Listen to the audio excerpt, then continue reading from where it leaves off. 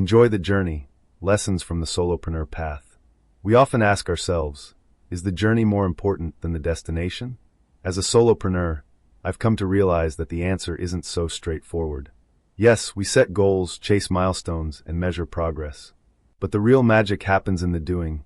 The late nights, the unexpected breakthroughs, the setbacks that shape our resilience.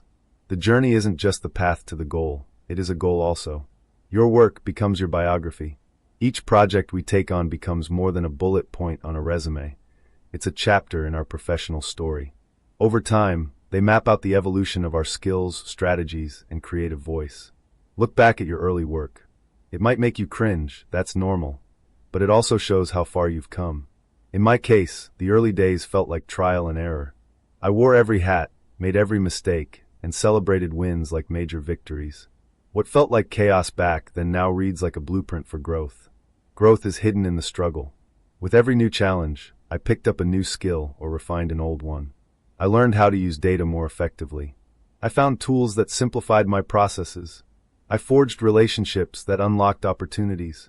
I also learned what not to do, lessons that were just as important. There were pivotal moments that changed everything. Implementing a new tech stack that doubled my productivity, saying no to the wrong client, and getting feedback that completely reframed how I presented my brand. These experiences weren't random.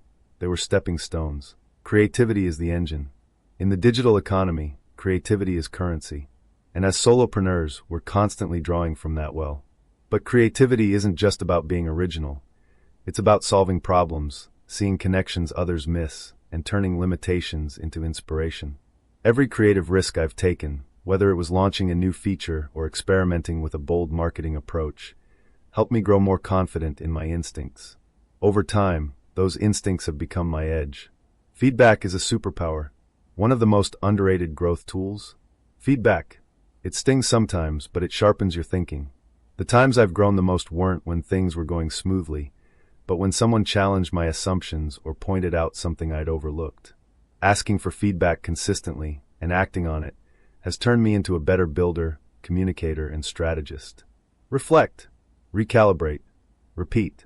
Today, I look at my journey not as a straight line, but a spiral, one that loops back, builds on itself, and continuously expands.